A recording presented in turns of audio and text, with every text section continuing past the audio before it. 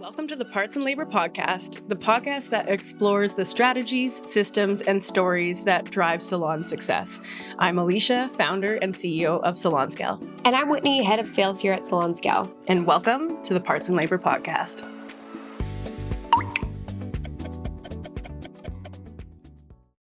Okay, welcome back to the Parts and Labor Podcast. My name is Whitney.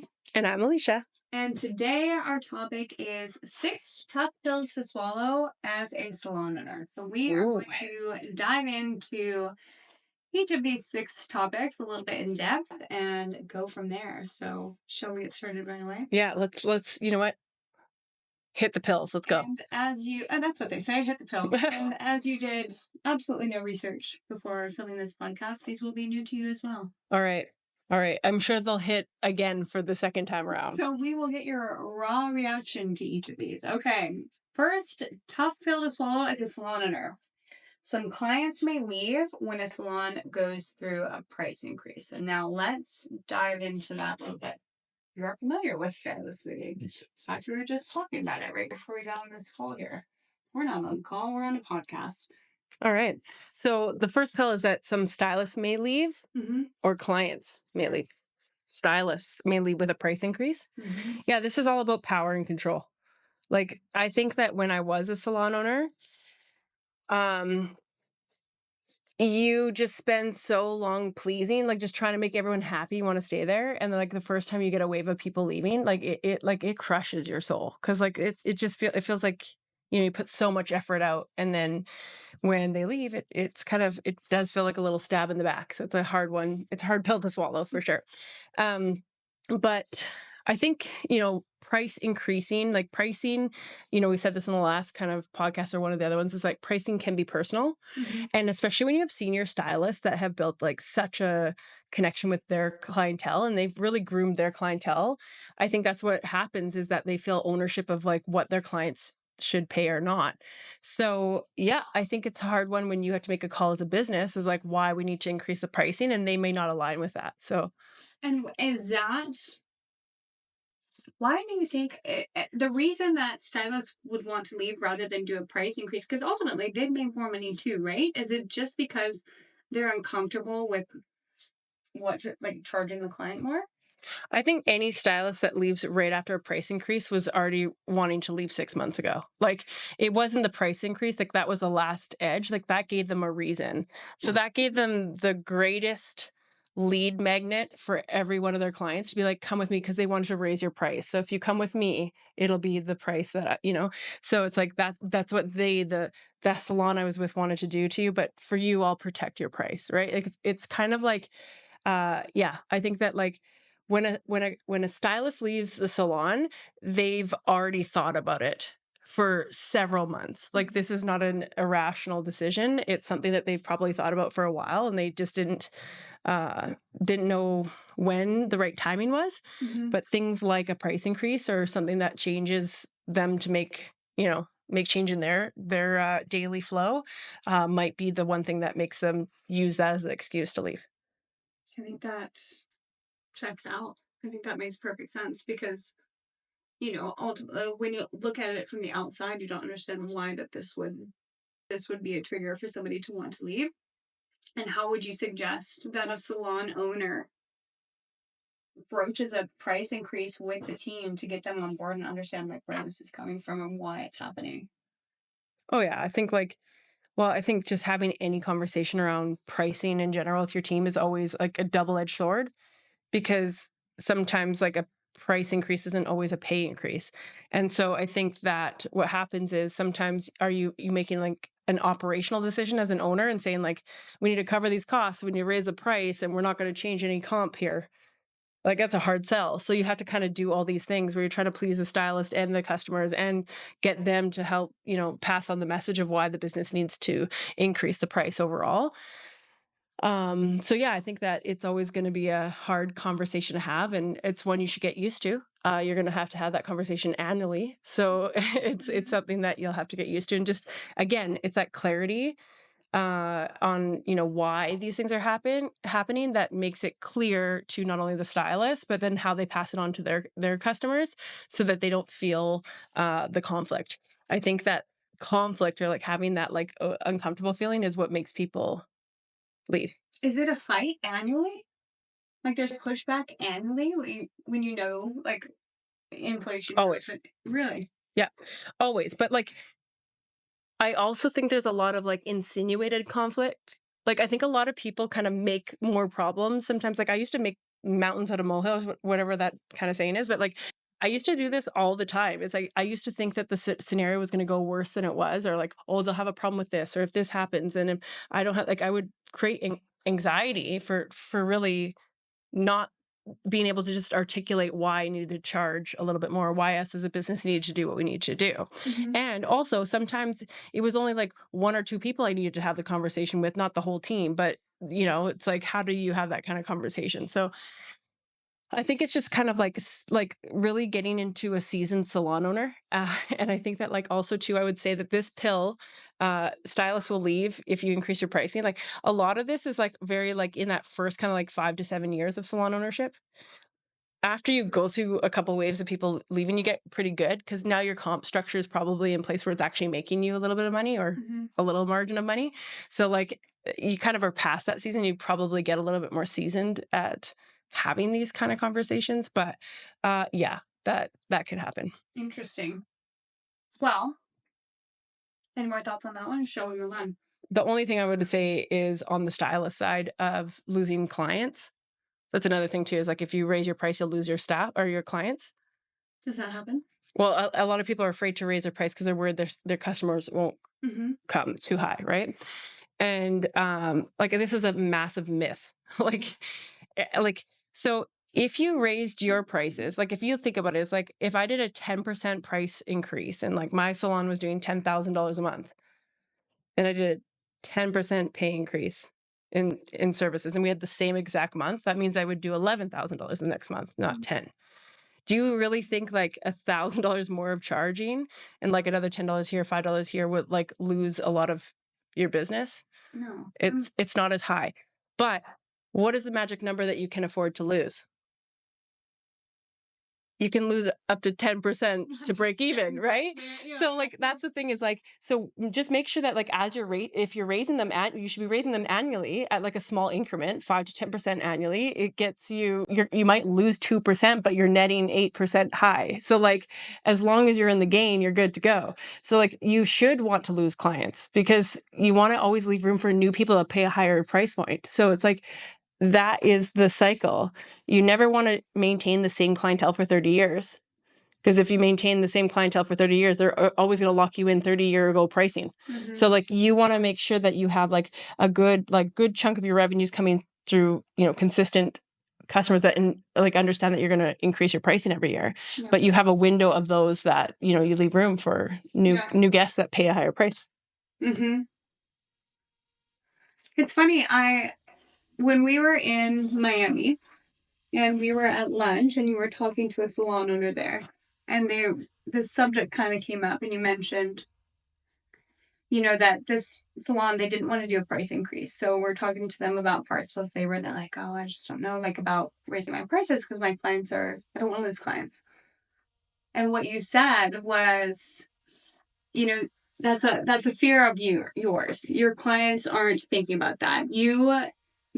If you were to ask any client, they'd probably think that you charge them a different price every single time you come, and you're working so hard to maintain it and keep it the same for them. And that's more of a you problem than your actual client. And just, I went to your salon and I could have paid the same price every single. I have no idea. You know, I completely agree with that. And so, you know, you work so hard to keep the price the same and to not raise it too high. Yet as a client, when I go get my hair done, like, I don't care if it's $5 more. I really don't, you know? Oh, yeah. Like consumers today never go to a salon and think, wow, I can't wait for my bill to be the exact same price every time I get my hair done. Like if I went and interviewed like 100 people, they'd all say the exact same thing, is they think that their hair price is different every time they go. Even if there's a set menu on the wall that says my haircuts are $60, they'll be like, well, I don't know, it ranges. Because, you know, at the end of the day, when they get their hair cut, sometimes they add product, sometimes they added foil or treatments, and they add the extras on. And so they're just doing the end math that way. So like a consumer today never thinks fixed. They never think like, oh, I'm so happy you're $50 an hour. Yeah. It's like, says no one. Like no customer thinks that way. And then they ultimately always think it's always going to be different and it's always going to be more. So like that's how a customer thinks. Mm-hmm. Yeah. Okay. Perfect. Let's move on. Okay. The second tough pill to swallow. Your stylist will have some pushback when the salon is going through changes, any kind of change. Always. But you know what? Honestly, like change is inevitable. Like if you're not changing, you're not growing. If you're not uncomfortable, you're not growing. Like growth is at the edge of your comfort zone. So it's always going to get uncomfortable. And just, at the end of the day too, like we kind of explained here with customers leaving, your business as a salon owner is to take care of your staff. And your staff takes care of the customers and the business runs itself. So you're in the business of your staff.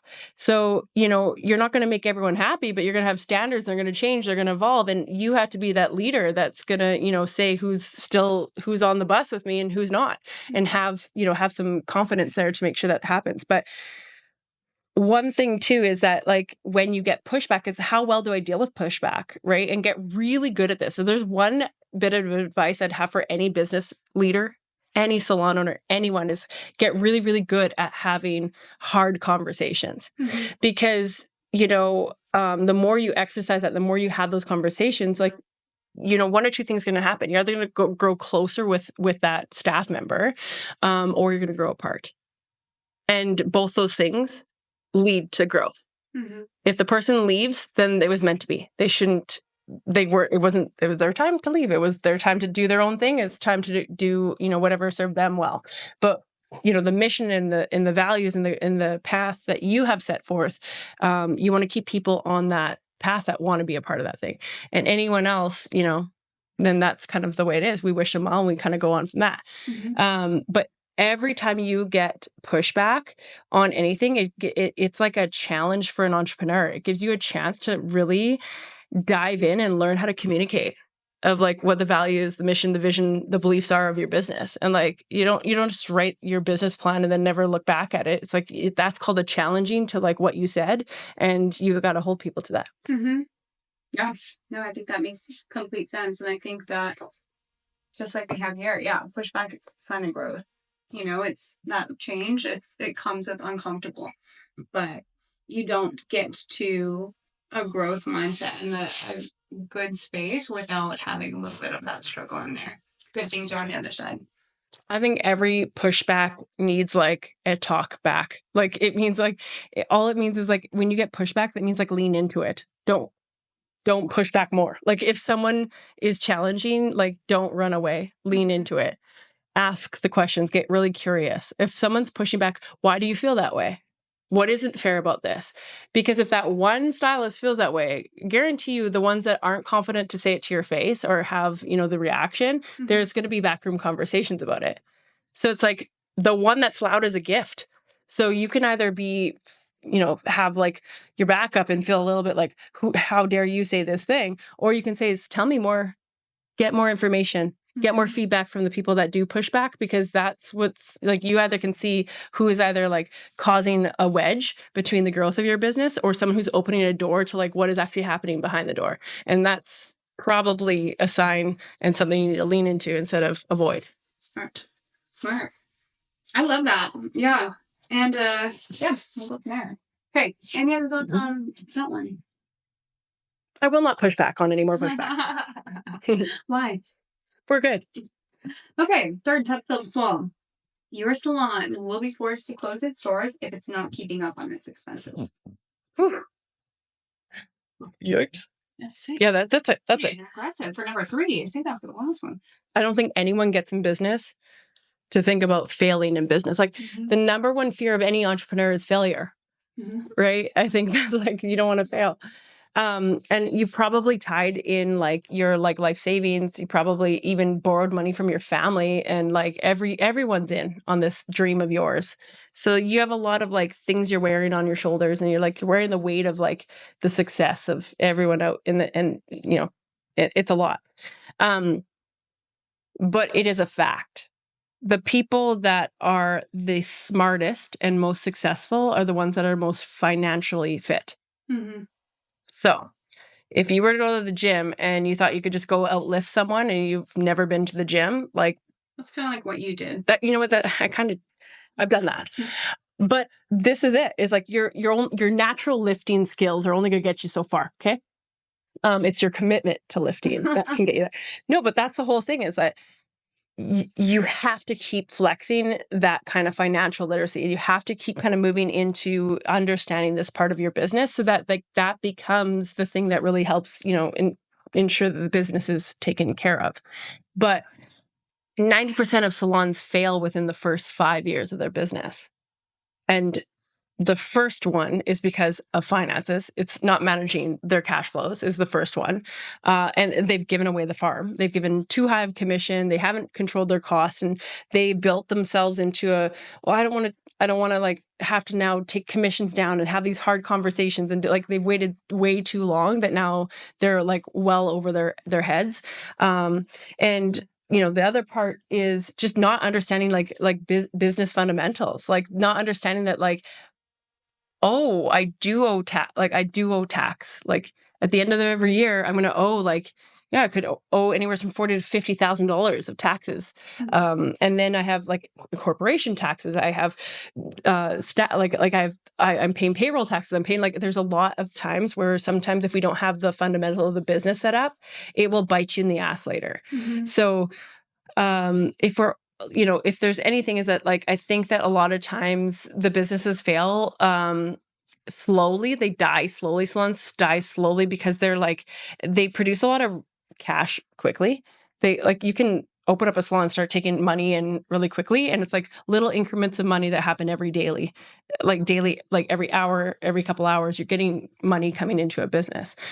If I was to be like a wood kind of worker, if I made if I made ornaments or something like that, right? It's not guaranteed I'm going to have a lineup of people, Mm-hmm. but things like service-based, like haircuts, you're going to be able to generate some revenue pretty quickly. So that's what's happening, is that they generate money quite quickly. They build a little bit of a business enough to kind of sustain, but then after year over year, when they're not managing taxes and factoring in pricing to make sure they're making some profit, it gets over their head. And then once it's over their head, it's too far gone. So I would say the factor is if you're anywhere as close to 30-40% of your annual revenue is your debt is way higher than that, you're in a pretty hard zone. It's going to be harder for you to kind of get out of that area. And the longer you wait, the likelihood of failure is quite high. So how would you, if you were in that spot, how would you get yourself out of it? Well, I think the big thing is to kind of dial in your costs, make sure that, what services are making the most money. Is it haircuts? Likely it is haircuts, because you don't have as much cost of goods for every haircut. If you think about it, it's I do a haircut, I'm only using a pump of shampoo, which is maybe 50-60 cents worth of product. If I do roots, I'm using maybe $5 worth of product to do that client. If I do a balayage, it takes me 5 hours and it costs me $75 worth of product, right? So if you factor in what is the least amount of time to service a client, to make an X amount, to make the most amount of money, I want to do more and more of those. So I would literally be trying to do some type of push for my staff to be whoever can do the most haircuts this quarter is going to get whatever. And I just push them towards whatever's going to generate high revenue with a big gross margin there to start paying down the debt. And another hack I have too, which is a lot of salons this is a little different. It's a little different strategy. But what I would do is I would take probably, my top 10 to 20 clients. And I would take the top 10 to 20 clients and I would give them an offer and say hey, usually you spend about $3,000 a year getting your hair done. So if you pay $2,500 up front for the rest of the year, you get your hair done for the rest of the year. So if you take 10, now you've got $25,000, start paying down that debt. Yes, it's going straight to debt repayment, but that covers that cost. So you're not paying interest in anything else. Mm-hmm. But now you have those clients that will be with you for a year. Yeah, you're servicing them free. But like that can also help you cover some of those, like if you're in those dire situations, you need money now. That's how you can kind of handle it. I wouldn't like be offering it to like, I'd be limited so that like you can, you do 10, 20 of them and like generate 25 to 50K, pay down those debts and you'll be good. That's smart. That's smart. Okay. Number 4. You have to stay in the know and be prepared and ahead of the game when it comes to inflation. Oh God. Yeah. Inflation's never going to end. It's like, uh, I think this is the number one. I think it took me a long time to understand this actually, because even too when I ran a business, Yeah. I'm still running a business. Everything, like the products, everything you buy always increases. Because it's not just the physical product, it's like ingredients and products too. Like people like don't understand too, like even hair color has gone up so drastically. It's not just like because of inflation, because of shipping and demand, and it's the ingredients in them. Like when we think of like the emollients or the emulsifiers or any of like the pure pigments that are in there, like those increase at a rapid rate because they're limited resources. And when they go into products, and then especially anything natural, like those things are very expensive ingredients in hair color. So that's why it goes up so much. But I think that like, yeah, it's understanding that like every single expense you have in your business will inflate. Like it will inflate. It all will inflate at a different rate. Some will inflate at 1% annually. Some will hit 5 to 8% annually. It's just really understanding that will always go up. So like what you're paying today, baseline, is not what you're going to pay next year or the year after, all that stuff.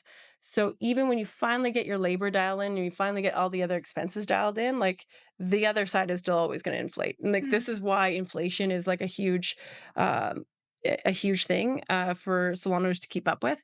And if you don't keep up with this and constantly keep raising the prices and making sure that those things are covered, you ultimately will just be squeezing out profit every year. What are your thoughts on credit card fees? Like processing to like charge a client? Yeah. I mean, I think it's just an expense of doing business in that sense. Like I think like I wouldn't charge clients more for those processing fees, but Really? no. We wouldn't pass them on? No, I would not. Because we're looking at like, some of those fees could be anywhere from like a couple percent, 2-3%. But I would look at like luxury cards, like anything like Amex or something like that. Like those are going to be higher ones. But if you are part of like any associations, like I know in Canada we have like government associations, like the Canadian like Small Business Association, that like gives you kind of like a deal with your POS provider, like cuts those costs down. So like find other ways to cut the cost than necessarily there would be my first crack at that side. Like you're going to be charging anyways, like these are interests. But it's the tips for me. It's the tips. I think that's the problem, is that like if a customer comes in and pays $100, you already know you have a processing fee on that $100. Okay. You got that. But if they tip, $30, let's say, that's a good tip, 30%. But if they tip the $30, you're paying the processing fee on the $30. So then if you gave the staff member the full $30, because you as a company, you're not a bank, you can't hold the money. So you have to give your staff their tips every day. You have to tip out because you can't hold it. You're not a bank. It's illegal. So essentially, of that $30, you're paying that kind of percentage there. Okay. So the only thing I would say is like, the cost of business is the cost of business, cost of business. Like that's a cost of goods sold, right? So like every time you have the transaction that's going to go on an expense line, you're good there. But when it comes to tips, is to make sure that you're not just giving straight up tips. You have to have some type of factor in there that if it was paid on a transaction that was a credit card or whatever else, and you had a fee on that, it might be a good thing to factor that in, because you could be, losing a couple percent every time. Interesting. I didn't know that was your take. I feel the opposite. Like I feel like you should itemize it out. Yep. You can. Because the alternative was what? Raise your prices? But if you need to make that, I mean, when they started introducing these 3% fees, it'd be like you coming to me and saying, Whitney, I'm going to pay you 3% less this year. That's what it would feel like. You know, for some businesses, it's costing them $20,000 in credit card processing fees. Oh, I mean, absolutely. I think that like, it is a variable cost to your business that should be factored into your price point, right? Like you think like if I charge like parts plus labor, like my hourly rate is $100 and then whatever I use in product gets added on top. So of the $100, I know I'm paying X amount of commission to my stylist. So I make sure that I factor in things like overhead, processing fees, like all that stuff is coming from that margin, and then I pay commission on that. So like making sure I'm in a range that way. So just as long as you are aware that that is going to happen, I totally agree with you. Just to know that it does come out that way is to make sure that's there. But you know, if you are in a situation where you want to charge your clients another 3% for that, it depends on, you know, really where you're at and what you need to do to cover those costs. See, to me, that would be like we're going back in case this was a tangent. But to me, like if you raise your prices to cover a 3% fee and you're a commission salon, you're going to have to double what you want to raise your prices just to get that your percentage back, right? Because you're giving half away. And so the way to like actually keep it low for the customer is to pass it directly on to them. Say, listen, I can charge you 3% so that it's covered. If I raise my prices, I actually have to raise my prices 6% to get the same amount back though, because I give halfway in commission. Does that make sense? Yeah, I mean, like I mean, breaking down any itemization absolutely can happen. Like absolutely can. And I think it's just like, again, there's so many other ways to negotiate your processing fees. Like if you really like look into it, you can negotiate them. Mm-hmm. And then also to like, those things are itemized very well. And like when it comes to like year end and you look at like, you know, when you do your write-offs and you do all those kinds of things, like they go against like your, like they go against your liability. So like you'll be in a position there. But like, what we want to do is we all want to be like processing POS companies. Like, do you know how like smart that like anyone like transactional businesses are the best businesses ever because like they skim the smallest amounts of money and they take a little bit of every single transaction. It's like such a clean way, and like you have to use them in order to get the like it's the smartest thing ever. So it's like I think like when it comes into your business, it's just really understand every ticket, like every customer. When a customer comes in, like what does it cost per hour for that customer to be in my facility? So like what is like those fixed costs to have them there, and then what is it for the like labor, the time with the stylist, and then what are the variable costs? So like having processing fees, color, back bar, like these are variable costs. So like if you can kind of really understand all those kinds of things, you can really make sure that like whatever your base commission payouts are in line with what you have there. Mm-hmm. And I just want to point out, we can disagree and both be right. There's no like one perfect way to do it. I see a lot of hate between salon owners, specifically over like credit card processing fees about like, this is the best way or this is the best way. I would never do it that way. It's honestly like the funniest part about this is accounting. It's just math. It's like, do we put this on an accounts receivable line? Do we put this over here on like an expense line? Do we make sure like put on a revenue line minus like income? Like, you know, it's like where are we placing it on a line item? So it's like as long as no matter what you do, you make sure you're reporting it in the right way, like you're good to go. Like it's just where you put it, but there's nothing wrong. It's either you're like taking more up for it or you're either taking it from the customer, charging them more, taking it from the overall check staff, right? You got to just figure out where you want it. Yep. And then you're good. Yeah. Okay, perfect. Any other thoughts on that one? Inflation. Big topic. No, just don't get behind. Don't get behind. I got a cough. The cough that won't go away. God. Okay. You remember me in Miami? Hacking on the plane? Yeah. I was sitting next to. Okay. Okay, number 4. Nope. Number 5. You most likely have hundreds, if not thousands of dollars worth of expired color on your shelves. You do. You do. I think one of the fun statistics ever looking, as now, people that analyze backbar management, 40% of your product that's on your shelves right now is going unused. 40%.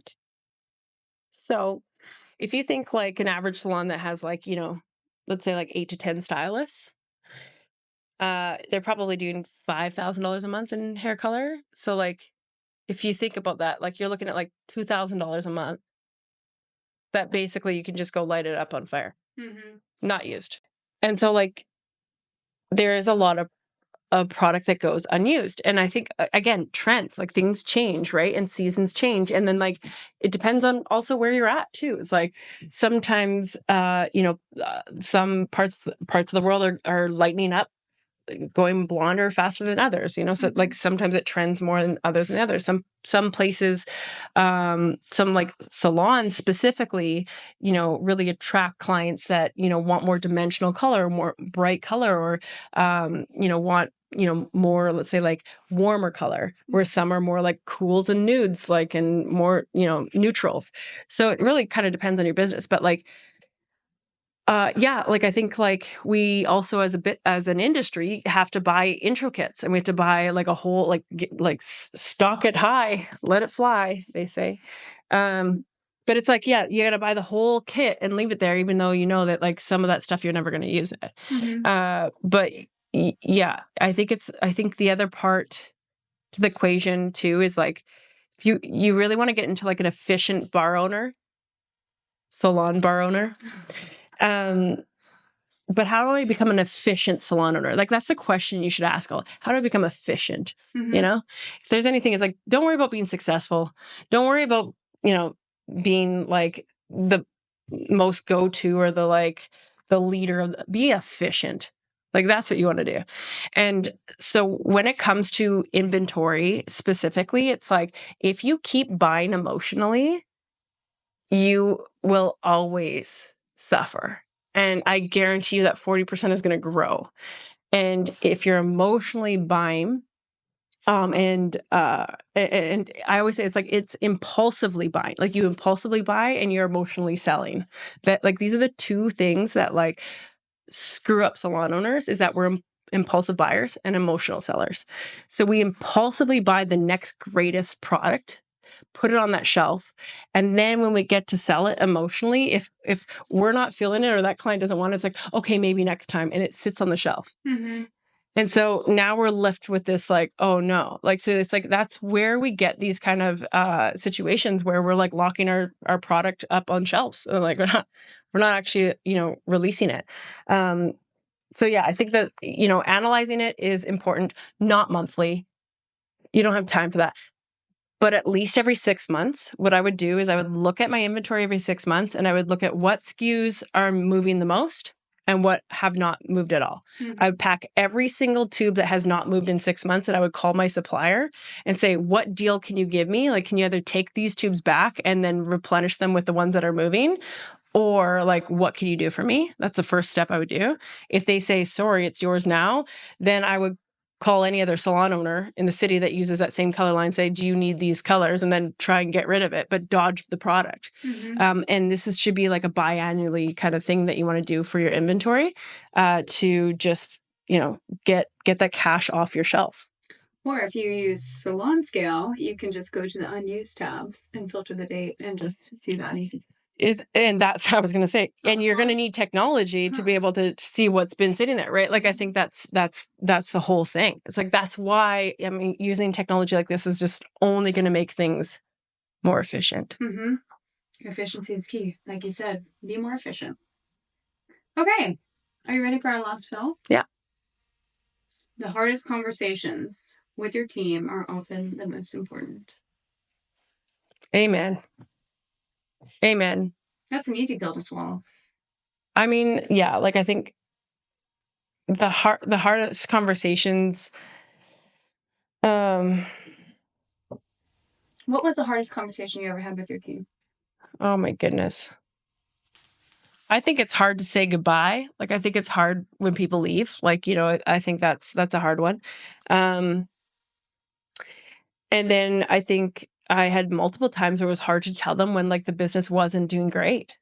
Like, So cause you would be forthcoming with that. Like if yeah, I mean, it wasn't always fun, but like, I remember sitting down and being like, hey, like you know, I got to be honest with you. Like, I'm struggling here, and like, here's where I need your guys' help. Like, I'm here's all the things I've tried. Here's what's going on, and here's where I need us all to work together to do this. Because what's at stake is like this promised land that I promised us, and it's like it's getting jeopardized, and I need your help.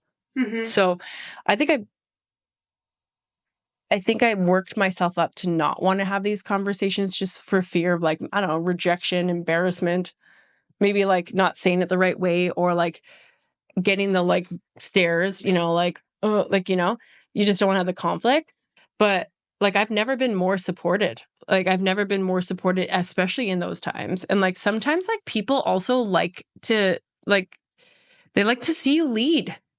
They're signing up for not like another friend boss. Like they want a leader. Mm-hmm. And I think those give you a chance to be a leader. And I think that like, as hard as it was to do it, and sometimes it's like, sometimes you have that thing where you're like, I'm the one that always has to come in and do it. It's like, yeah, that's what you signed up for. Like as a salon owner, that's what you signed up for. Mm-hmm. So you can either sulk and be upset about it, or you can take the chance to lead. And when you need someone to help you when you're dealing with shit, find it. Find it in other salon owners, find it in communities, find it in reach out. You don't need to do it alone, but you also don't need to like deal with that kind of like conflict of like, how do I approach the team on this? How do I do that? There's like millions of salon owners that feel exactly the same way you are probably feeling.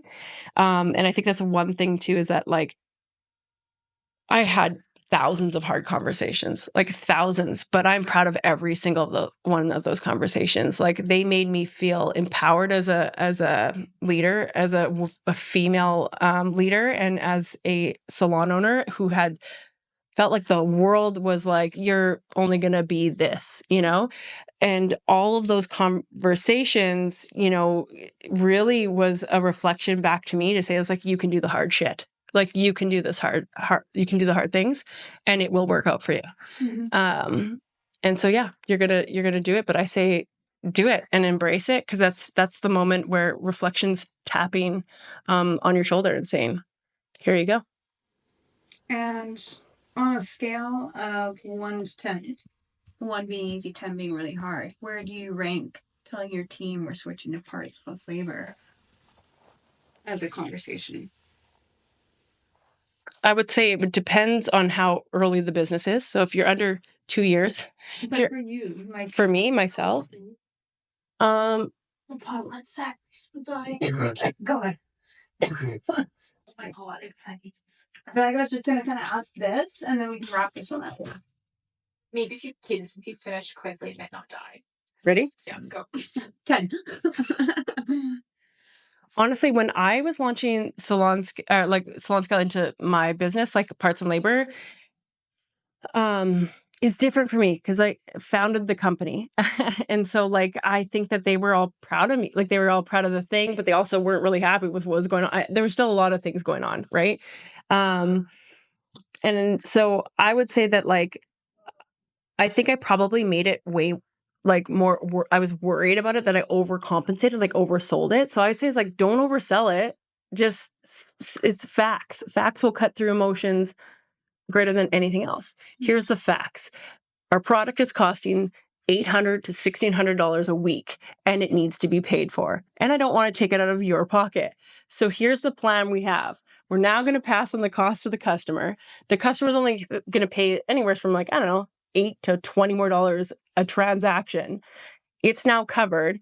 And with your help, I now can pay for more team events, pay for more education, ensure we're going to get all the latest and greatest. Like, will you be a part of this with me? Like it because I had the facts and I really understood parts and labor, it was easy for me to kind of do that. Mm-hmm. So I'd say like, if anyone's struggling, like, how do I bring this pricing models, like feeling like that, maybe you need to spend a little bit more time understanding truly what parts and labor is on a model side. So you can really communicate it with confidence, because nothing is greater than following a leader that has confidence. And like, that's all That's all you really need. Mm-hmm. Well, no notes. Touche. I think that's an excellent answer to it. And Dawn, so thank you so much for tuning in today, and make sure you catch us next week.